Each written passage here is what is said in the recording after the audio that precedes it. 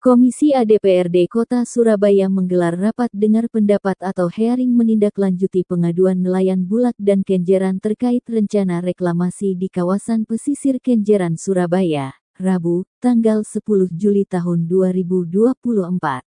Rapat dengar pendapat tersebut Komisi A mengundang pimpinan PT Genting Jaya dan tokoh Bulak, Kenjeran. Rapat dipimpin Arif Fatoni Ketua, didampingi Wakil Ketua Kamelia Habibah dan Sekretaris Budi Leksono serta beberapa anggota Komisi A DPRD Kota Surabaya. Itu mau dibangun apa? Ada gambarnya, kan pasti ada detail gambarnya. Agar nelayan juga tahu. Ini Pak, saya kok khawatir ya, naudzubillah min dzalik. Kalau pemberdayaan masyarakat sekitar, kesejahteraannya tidak dinaikkan terlebih dahulu, nanti kita menciptakan ketimpangan ekonomi, Pak. Jangan-jangan jenengan bangun kayak di Pantai Indah Kapuk itu.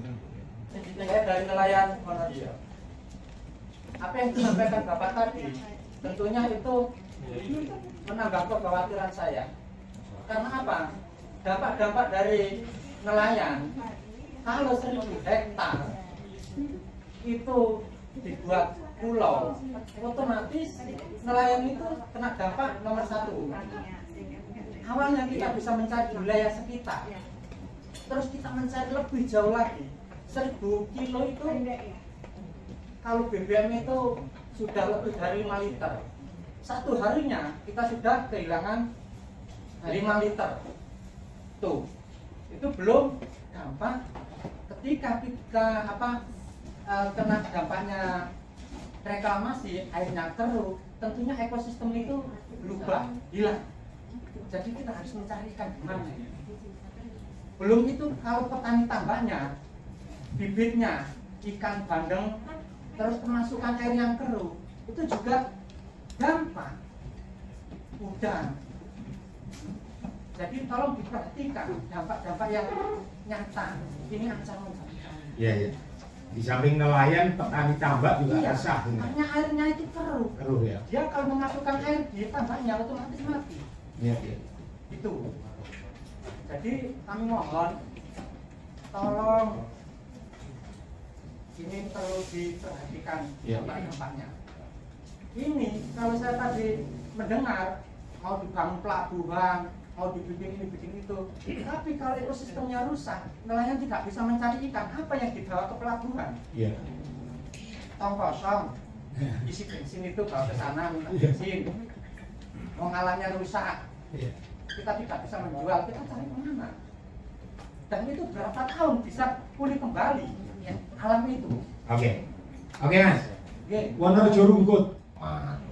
Bahwa apa yang disampaikan oleh teman-teman nelayan ini sebenarnya itu mewakili realitas, gitu loh. Karena ini bernyangkut dengan nasib mata pencaharian mereka, aja hidup orang banyak. Saya juga baru kaget ternyata mau ada proyek reklamasi seluas ini. 84 hektar itu mau dipakai apa? Apakah mau dipakai seperti Jakarta? Oke, kemudian proyek ini terjadi sedimentasi. Panjenengan tadi bilang nelayan kita sudah ketinggalan 30 tahun. Sekitar terlebih dahulu. Monggo, Pak Agung. Dengan pihak DKP dan semua dipimpin DKP itu hadir, kota juga hadir. Di situ juga ada diskusi-diskusi, meskipun ada plus minus, ada yang belum clear ya. Kemudian surat dukungan utama ini adalah dari Menteri KKP. Tadinya kami minta ke Gubernur, malah dari provinsi loh, ini sudah ada menteri yang mendukung untuk menjadi BSN. Ya, karena tergono ke bisnis, Pak. Ya. Kemudian bisnis ya. Keluarlah itu. Dari situ kami memproses lanjutan tadi, PKPRL, kemudian nanti dan seterusnya. Nah, sosialisasi kepada rakyat memang saya ulangi tadi, Pak. Perlu kami sampaikan, bukan kita tidak memahami itu, pasti kami akan berdialog. Ini tidak sempurna kami. Kalau kami bicara tadi Pak Setiadi, belum tentu nelayan itu 100% inginnya itu. Tentu kami akan dialog. Karena kami sudah mengalokasikan 120 hektar itu adalah fishery island.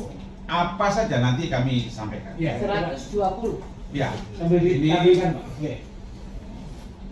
yang di hasil rapat kabinet. Saya tidak bercerita mengapa Permenku. Jadi ternyata Perpres ada 200 sekian PSN itu terjadi perubahan lokasi dan sehingga keluarnya Permenku. Kemudian surat komite percepatan ini eselon 1 pelaksana atau pengendali dari seluruh PSN. Press the open ya, suratnya press the open. Ya, itu kami bawa yang basah. Saya nggak cerita ini karena ini mesti pada tataran sedikit operasional dan strategis bahwa alasan kami ini Bapak, posisi Surabaya itu seperti ini. Yang tidak kalah pentingnya yang kelima dari posisi Surabaya, kita harus mengambil peluang segitiga Jakarta IKN Surabaya. Kemudian kondisi kota Surabaya sudah bukan lagi kota maritim. Ya, lanjut aja Pak. Ya, sekarang baik. Nah ini komitmen lokasi dan luasan. Lokasi dan luasan. Ya memang kalau ini kan Pantai Indah Kencang kan Pak, Bapak kenal ini 100 hektar. Yang ada isinya apa itu semua lengkap. Kita tambahkan 1084 terdiri dari Blok A, Blok B, Blok C, Blok D. Blok A 84, Blok B 120, Blok C 260, Blok D 620.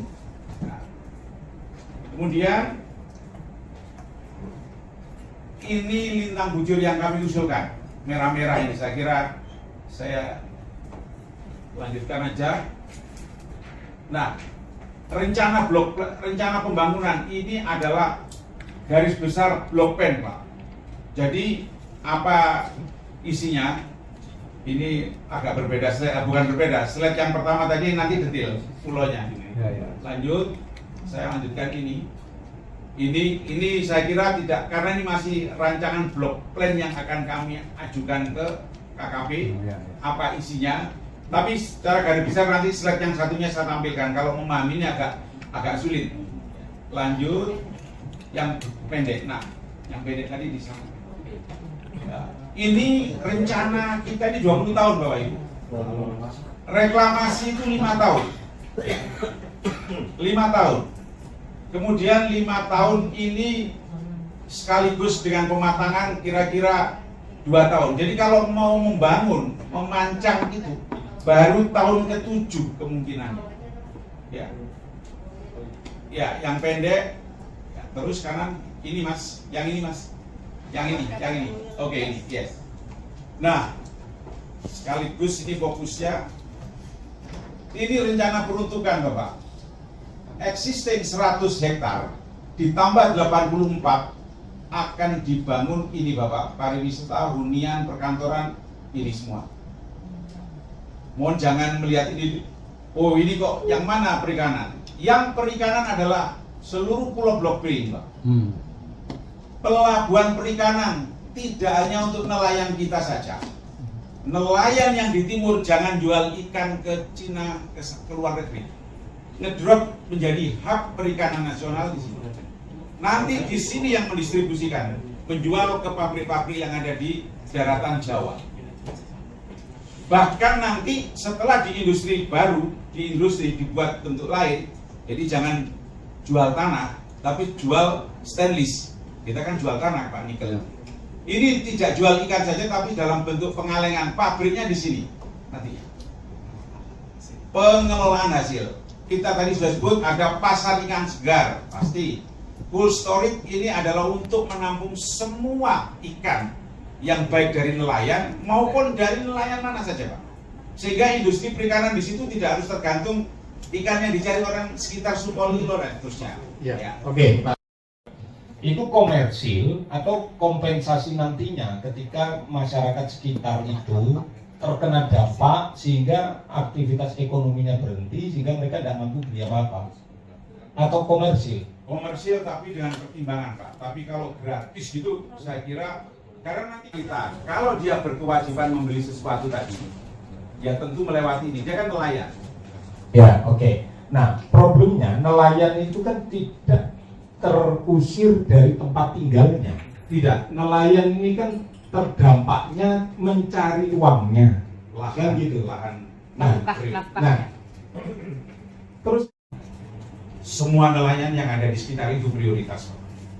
Terus peruntukan nelayan, rumah nelayan modern ini untuk siapa? Di situ Bapak untuk perumahan, karena kita melihat situasi yang saat ini rumah nelayan itu, kalau mungkin panjenengan bisa di sana, itulah nanti ketika kita alokasikan kalau dia memang menghendaki pindah kota yang dekat dengan pekerjaannya, karena nanti kan dermaganya di sana Pak. Kita alokasikan di situ. Ya tentu komersial ini dalam catatan bukan komersial yang serta-merta terus Komersial subsidi lah. Ya, gitu. Oke. Jadi mungkin saya baru buka-buka Pak. Ada 14 PSN di Jatim, 4 di Surabaya, salah satunya ini. Ternyata ada 4 di Surabaya. Termasuk ada flyover, ada double track yang menuju ke Teluk Lamong Pak, dan Surabaya. Jadi dari sini kan kita sudah dijelaskan, karena Bapak nelayan, ada yang namanya proyek prioritas, ada proyek strategi, di atasnya. Cuma di forum ini kita memastikan, ya, yang saya ketahui PSN itu yang kerjakan adalah instansi pemerintah atau badan usaha milik negara. Karena terus terang saya makin melihat kesaktiannya Pak Tumbi. Nah, ini kok nggak kena Pakuan gitu. Kena Pak Tumbi, mungkin karena wilayahnya ya, di atasnya ya. Itu nanti model pembiayaannya seperti apa Pak? Selain yang penting adalah harus memberi garansi, nelayan tidak ditinggal. Tadi dari jawaban Pak Agung Pak, ya. Kalau itu tadi masih abu-abu Pak, nelayan dari mana? Nelayan yang dibawa dari luar Pak, akan ditinggal. Apakah juga nanti akan ada program peningkatan pemberdayaan kampung nelayan kayak gitu? Itu yang kemudian digelontor anggaran sehingga menjadi kampung sehat, kampung layak kayak gitu Pak. Termasuk untuk mereka bisa makan, mereka bisa berobat, mereka bisa sekolah itu anak-anak nelayan. Itu juga harus dipikirkan Pak. Nah, pertanyaan saya ke situ Pak, nanti garansinya seperti apa? Ini kan masih lama. Saya membayangkan itu yang dijual di situ pasti nanti sama dengan yang punyanya Pakuan Pak. Nggak usah nelayan, kami aja anggota dewan nggak mampu beli situ Pak. Ya kan itu Pak. Nah, terus kalau nelayan ditinggal, ya cuma mengeksplorasi. Kami mengingatkan dalam diktumnya seluruh PSN tujuannya apa?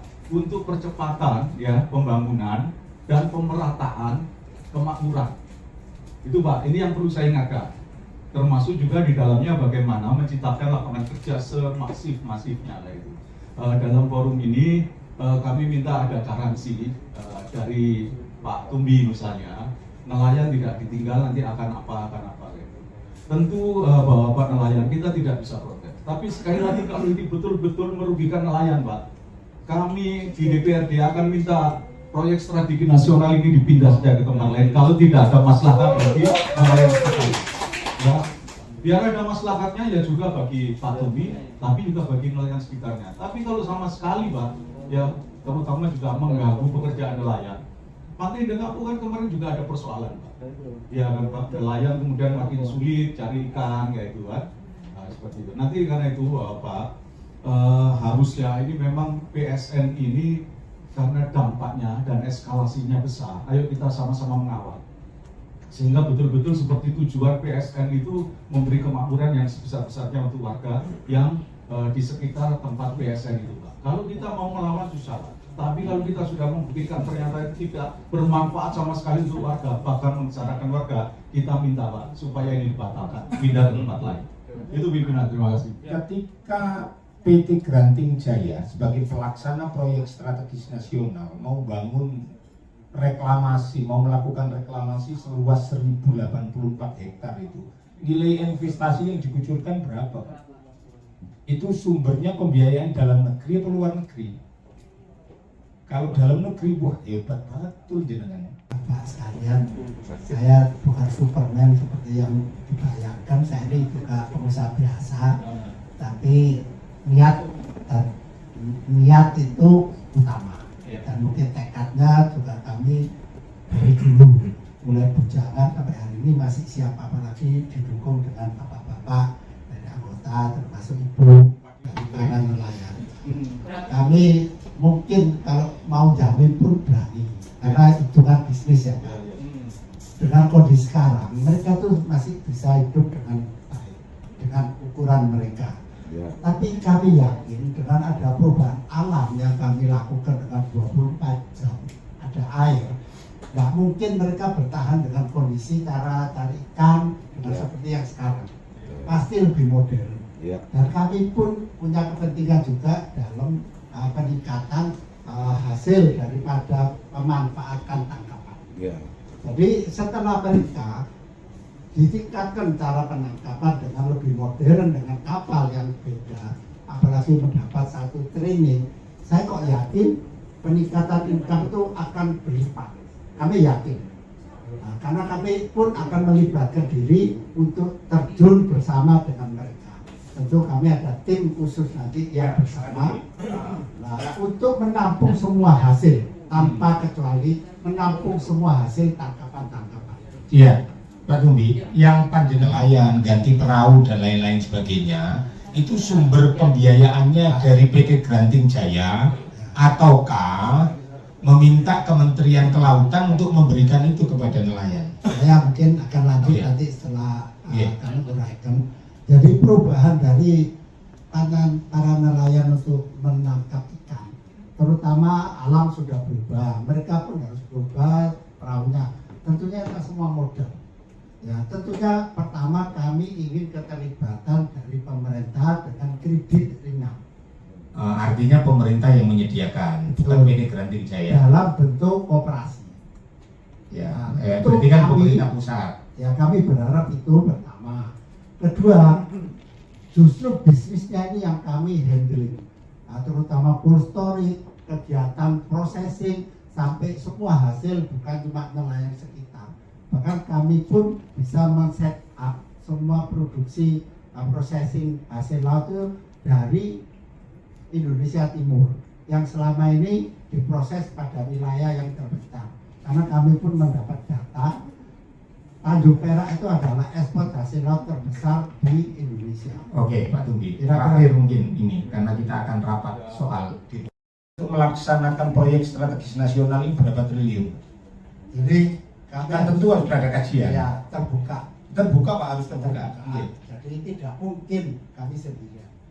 Nilai investasinya saja, soal kerjasama dengan siapapun itu soal lain. Kami libatkan pengusaha dalam negeri dengan beberapa teman konsorsium, juga terlibat dari investasi dari luar yang berkaitan nanti umpama di Pulau B itu kami akan datangkan juga pengusaha yang mengelola perikanan. Jadi satu kesatuan dalam kegiatan diperkirakan total investasinya itu di atas 70 triliun. Komitmen itu menjadi persyaratan kami mendapat modal. Jadi AMDAL ini berjalan apabila komitmen-komitmen itu dalam bentuk teks dari pihak owner. Masalahnya Pak, dari pengalaman 4 tahun kita di DPRD, khususnya di Komisi A, developer, pengembang itu indah di site plan, buruk direalisasi Pak. Jadi kami ini sudah krisis kepercayaan terhadap pengusaha-pengusaha yang properti itu, sudah krisis kepercayaan. Iya. Jadi gambarnya ideal, pelaksanaannya pokoknya pengusaha itu kan setiap ada peluang mendapatkan cuan meskipun 0,1, ya itu akan dilakukan karena itu memang prinsipnya pengusaha. Nah, tetapi ini kan proyek strategis nasional. PT Granting Jaya diberikan kepercayaan pemerintah pusat untuk melaksanakan ini. Nah, sebelum ini berjalan, ini kan sudah ada kekhawatiran, keluhan dari para nelayan. Kami tidak ingin perumahan nelayan yang di Blok B tadi itu nanti berubah fungsi dari perumahan nelayan menjadi perumahan pengusaha perikanan. Makanya gini, karena ini berkaitan dengan ada beberapa hal yang terkait dengan dampak ekologis, dampak masa depan dan lain-lain sebagainya. Minggu depan kita rapat lagi, kita juga ingin mendapatkan studi pembanding. Kalau panjenengan kan tadi sampaikan ada data dari Brawijaya, ada data dari ITS. Nanti kita undang pegiat lingkungan, baik Walhi maupun Ekoton, untuk melihat dari perspektif yang berbeda. Usai rapat dengar pendapat, media Lensa Parlemen menemui nelayan yang terdampak proyek strategis nasional atau PSN dan PT Granting Jaya selaku operator PSN mengatakan. Saya sangat atensi dan akan menjadi catatan utama di mana untuk saya wujudkan apa yang menjadi kendala para nelayan. Dan kami sudah komitmen kita akan maju bersama. bersama dengan nelayan sekitar. Itu menjadi tujuan utama. Maka kami nanti untuk kaitan dengan nelayan menjadi prioritas utama untuk kami wujudkan.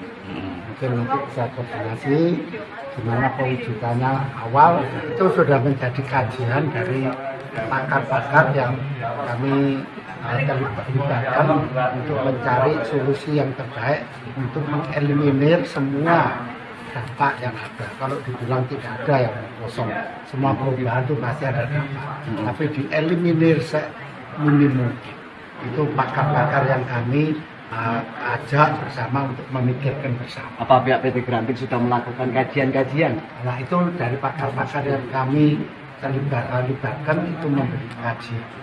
Step-stepnya bagaimana, roadmap-nya, pewujudannya itu akan segera dianalisis untuk mengurangi dampak. Untuk proyek ini akan dimulai tahun berapa, Pak? Begitu selesai semua perizinan kita segera sudah. Pak, sejauh ini sebelum ini proyek ini kan belum dilaksanakan, Pak. Apakah sejauh ini PT Grantik sudah melakukan komunikasi atau sosialisasi kepada para nelayan yang ada di sekitar pulau ini? Baru sebagian. Setelah nanti lengkap semuanya, kami lebih melakukan intens pada para nelayan untuk minta masukan-masukan yang terbaik. Mungkin Pak Agung bisa menambahkan. Pak Agung, Kira-kira target selesai proyek ini seluruh total 20 tahun. 15 tahun pertama itu kita melakukan pematangan tanah. Ya, yang tadi ada proses reklamasi itu pematangannya sekitar 5-6 tahun. Jadi kalau dibilang membangun dari tanah yang direklamasi itu mesti tahun ke-6 ke-7. Tetapi kita ini sudah ada yang 100 hektar yang sekarang ini existing. Ya ini nanti itu yang akan digarap untuk kepentingan apa ya nanti akan ada detailnya nanti. Jadi 20 tahun keseluruhan. mulai tahun berapa itu, Pak? Ya, kalau perizinan kita mereklamasi keluar, ya itu kan mulai proses hitungan dari tahun pertama itu sampai 5 tahun itu reklamasi. Nanti pematangan sekitar 1,5 tahun sampai 2 tahun. Apa mungkin tahun depan? Ini kan proses, Pak. Makanya tadi itu kita belum para nelayan kok tidak pernah ketemu ya. Memang belum waktu ketemunya. Jadi setelah ini nanti kita sosialisasi. Jadi begini. Detailnya nanti ya. Tetapi secara umum seluruh analisa tim ahli kita dari Brawijaya dan ITS, dampak negatifnya apa, terus solusinya apa, itu sudah ada. Untuk nelayan ada alokasi pulau khusus tadi ya, benar kan? Itu nanti semua persoalan perikanan dibangun di situ.